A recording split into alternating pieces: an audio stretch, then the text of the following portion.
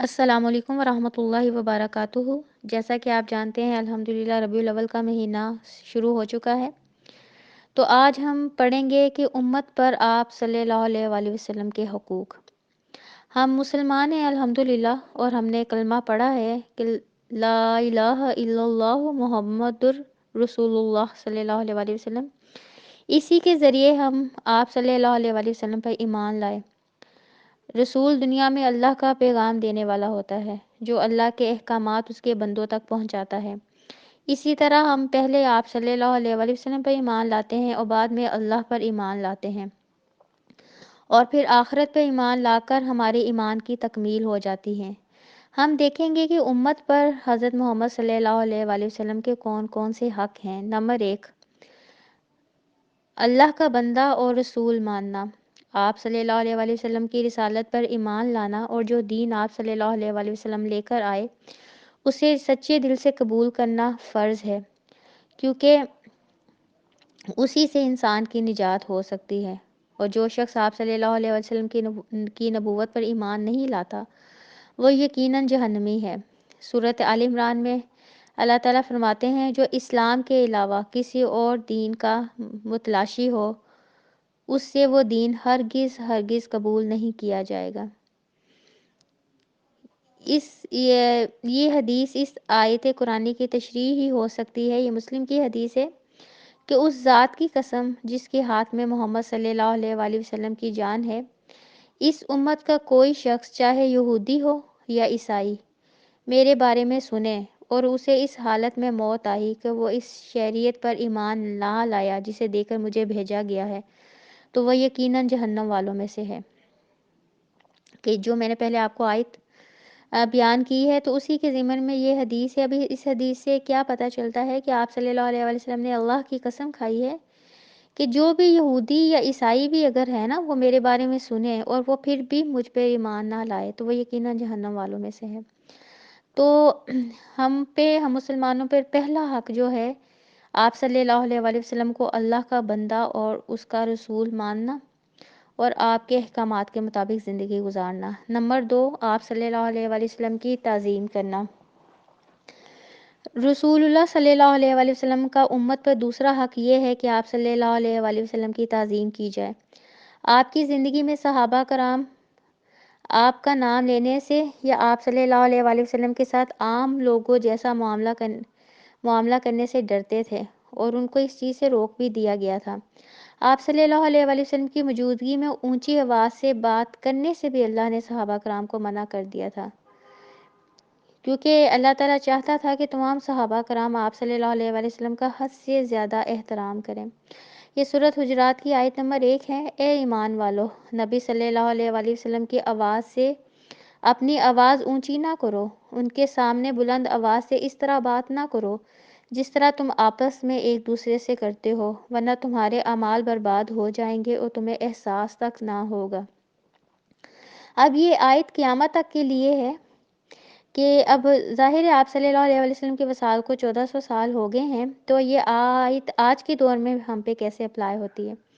یہ ہم پہ اس طرح اپلائی ہوگی کہ آج بھی جہاں اللہ اور اس کے رسول کی بات ہوگی، جہاں کہیں بھی آپ صلی اللہ علیہ وآلہ وسلم کا ذکر خیر کیا جائے گا، چاہے وہ احادیث کی کلاسز ہوں یا کسی اور جگہ پہ کسی اور طریقے سے، یا آپ صلی اللہ علیہ وسلم کی سیرت کو کوئی پڑھانے والا ہو، تو اس جگہ بھی یہ رول اپلائی ہوگا کہ وہاں جتنے لوگ بھی ہوں گے وہاں وہ اپنی آوازیں جو ہیں وہ بلند نہیں رکھیں گے، کیونکہ جہاں اللہ کے نبی کا ذکر ہوگا تو وہاں احترام کرنا اور اپنی آوازوں کو پست رکھنا ہم سب مسلمانوں کے لیے ضروری ہے۔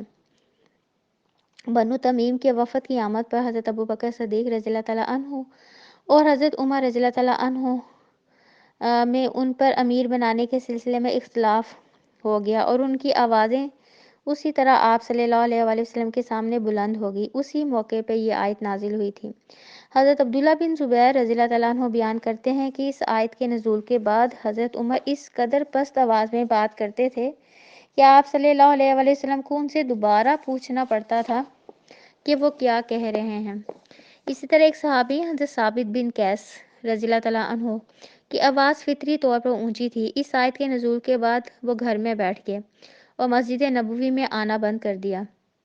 آپ صلی اللہ علیہ وآلہ وسلم کے حکم پر حضرت سعد بن معاذ رضی اللہ تعالیٰ عنہ ان کی خبر لینے گئے تو انہوں نے انہیں بہت پریشان دیکھا۔ کہنے لگے میرا بہت برا حال ہے، میرے عمل ضائع ہو چکے ہیں، کیونکہ میری آواز آپ صلی اللہ علیہ وآلہ وسلم کی آواز سے اونچی ہے اور اب میں جہنم والوں میں سے ہوں۔ یہ خبر آپ صلی اللہ علیہ وآلہ وسلم کو دی گئی تو آپ صلی اللہ علیہ وآلہ وسلم نے ان کو خوشخبری دی کہ وہ جہنم والوں میں سے نہیں ہیں بلکہ جنت والوں میں سے ہیں۔ یہ بخاری اور مسلم دونوں کی حدیث ہے۔ یعنی کہ ان کی آواز کی جو پچ تھی نا وہ نیچرلی اونچی تھی۔ اب اس آیت کی روشنی میں وہ اتنا ڈر گئے کہ وہ آپ صلی اللہ علیہ وسلم کی محفل میں آنا انہوں نے چھوڑ دیا کہ کوئی بات بھی میں اگر آپ صلی اللہ علیہ وسلم سے کروں گا تو میری آواز ان کی آواز سے اونچی نہ ہو جائے۔ تو آج ہم اپنے حال دیکھ لیں کہ جہاں بھی اللہ اور اس کے رسول کی بات ہوتی ہے تو ہمارے کیا رویے ہیں۔ اگر ہم نہیں بول رہے ہوتے تو ہمارے موبائل اونچی اونچی آواز میں چیخ و پکار انہیں لگائی ہوتی ہے، اور ان پہ جو لوگوں نے اپنی بیل سیٹ کی ہوئی ہے، کسی پہ گانا سیٹ ہے، کسی پہ کچھ سیٹ ہے۔ تو یہ آیت نمبر جو 1 ہے نا سورۃ حجرات کی، اس میں ہم سب کو غور کرنا چاہیے کہ یہ نہ ہو کہ کہیں آپ صلی اللہ علیہ وآلہ وسلم کی بات ہو رہی ہو اور بحث کرنے میں ہماری آوازیں اونچی ہو جائیں یا ہمارے موبائلز ادھر شور ڈالنا شروع ہو جائیں، تو وہ جو وعید اللہ نے اس آیت کے ذریعے دی ہے کہ اللہ نہ کرے کہ وہ کئی وعید ہمارے حق میں نہ ثابت ہو جائے۔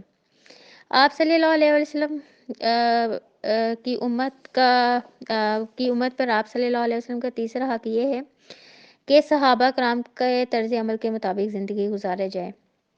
صحابی آپ صلی اللہ علیہ وآلہ وسلم کی خدمت میں حاضری کو سعادت سمجھتے، بغیر طہارت کے آپ صلی اللہ علیہ وآلہ وسلم کی خدمت میں حاضر ہونا، مصافحہ کرنا انہیں گوارا نہ تھا۔ اگر اکٹھے سفر کر رہے ہوتے تو اپنی سواری آپ صلی اللہ علیہ وآلہ وسلم کی سواری سے آگے نہ بڑھاتے۔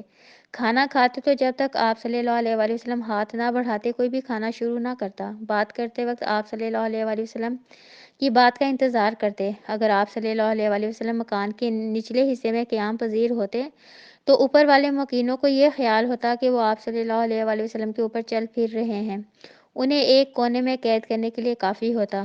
آپ صلی اللہ علیہ وآلہ وسلم کو کبھی آنکھ بھر کر نہ دیکھتے۔ آپ صلی اللہ علیہ وآلہ وسلم بات کرتے تو تعمیل کرنے کے لیے لپکتے۔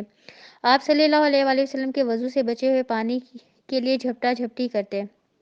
آپ صلی اللہ علیہ وآلہ وسلم کا لعاب دہن کسی نہ کسی صحابی کے ہاتھ ہی پر ہوتا اور وہ اسے تبرک سمجھتے اور اپنے جسم پر مل لیتے۔ آپ صلی اللہ علیہ وآلہ وسلم کا پسینہ اور بال جس کے ہاتھ میں آ جاتے وہ سمجھتا کہ بہت بڑی نعمت اس کے ہاتھ میں آ گئی ہے۔ اب اس ضمن میں یہ صحابہ کرام کا طرز عمل تھا۔ اب اس ضمن میں دیکھیں ہمارا طرز عمل کیا ہے۔ یہ تمام امور آپ صلی اللہ علیہ وآلہ وسلم کی زندگی میں تھے۔ وفات کے بعد آپ صلی اللہ علیہ وآلہ وسلم کی زندگی اور تکریم کا یہ طریقہ ہے کہ آپ صلی اللہ علیہ وآلہ وسلم کی احادیث کا احترام کریں، جب پڑھی جا رہی ہوں تو شور نہ مچائیں۔ حدیث کی تعظیم آپ صلی اللہ علیہ وآلہ وسلم کی تعظیم ہی ہے، غور سے سنیں، اسے دل میں اتاریں، اپنے کردار کا حصہ بنائیں۔ آپ صلی اللہ علیہ وآلہ وسلم کو امت پہ تیسرا حق یہ ہے کہ اللہ کے بعد سب سے زیادہ محبت آپ صلی اللہ علیہ وآلہ وسلم سے کی جائے۔ اللہ سے محبت ہی اصل ایمان ہے۔ اللہ کے بعد محبت رسول اللہ صلی اللہ علیہ وآلہ وسلم کے لیے خاص ہے۔ حدیث ہے کہ 3 صفات ایسی ہیں جس میں ہوں وہ ایمان کی حلاوت اور مٹھاس پا لیتا ہے۔ نمبر 1، اللہ اور رسول اس کو اللہ اور اس کے رسول کے علاوہ ہر چیز سے محبوب ہو۔ اللہ اور اس کے رسول کے ما سوا سے کیا مراد ہے؟ اولاد، والدین، بہن بھائی، مال جائیداد اور سب سے زیادہ بڑھ کر اپنا نفس۔ اللہ اور رسول سے محبت ان سب سے بالا تر ہوگی تبھی ایمان کی مٹھاس محسوس ہوگی، ورنہ یہ لذت مل ہی نہیں سکتی۔ عبداللہ بن حشام فرماتے ہیں کہ ہم اللہ کے رسول صلی اللہ علیہ وآلہ وسلم کے ساتھ جا رہے تھے تو آپ صلی اللہ علیہ وآلہ وسلم نے حضرت عمر کا ہاتھ پکڑا ہوا تھا۔ حضرت عمر نے اظہار عقیدت کے لیے کہا، یا رسول اللہ صلی اللہ علیہ وآلہ وسلم، مجھے اپنی ذات کے علاوہ دنیا کی ہر چیز سے زیادہ آپ محبوب ہیں۔ آپ صلی اللہ علیہ وآلہ وسلم نے فرمایا، نہیں، اس ذات کی قسم جس کے ہاتھ میں میری جان ہے، جب تک میں تمہیں تمہاری جان سے زیادہ محبوب نہ ہو جاؤں تم مومن نہیں ہو سکتے۔ حضرت عمر نے عرض کیا، اللہ کی قسم، اب آپ مجھے اپنی جان سے بھی زیادہ محبوب ہو گئے ہیں۔ آپ صلی اللہ علیہ وآلہ وسلم نے فرمایا، اب اے عمر، یعنی تمہارا ایمان مکمل ہوا۔ تو اب ہم نے اپنا جو رویہ ہے نا وہ ہم نے دیکھنا ہے کہ ہمیں اللہ سے اور آپ صلی اللہ علیہ وآلہ وسلم سے کتنی محبت ہے۔ یہ جو ہے نا کہ اولاد، والدین، بہن بھائی، مال، جائیداد، یہ سورۃ توبہ میں بھی آیت آتی ہے کہ اس میں بھی اللہ تعالیٰ نے کہا ہے، مسلمانوں کو مخاطب کر کے کہا ہے کہ اگر تم کو تمہارا مال، تمہاری جائیدادیں، تمہاری بیویاں، تمہاری اولادیں، تمہارا وہ کاروبار، تمہارے وہ گھر اللہ اور اس کے رسول سے اگر زیادہ محبوب ہیں تو اللہ نے کہا انتظار کرو، اور میں فاسق لوگوں کو ہدایت نہیں دیتا۔ تو اب ہم نے دیکھنا ہے کہ ہمیں اللہ کے نبی صلی اللہ علیہ وآلہ وسلم سے کس حد تک محبت ہے۔ اللہ تعالیٰ ہمیں آپ صلی اللہ علیہ وآلہ وسلم کے جو حقوق ہیں ہم لوگوں پہ وہ ادا کرنے کی توفیق عطا فرمائے، آمین۔ باقی انشاءاللہ تعالیٰ ہم کل کے لیکچر میں دیکھیں گے۔ سبحانک اللہم و بحمدک، اشہد ان لا الہ الا انت، استغفرک و اتوب الیک۔ ربنا تقبل منا انک انت السمیع العلیم وتب علینا انک انت التواب الرحیم۔ سبحان ربک رب العزت عما یصفون وسلام علی المرسلین والحمد للہ رب العالمین۔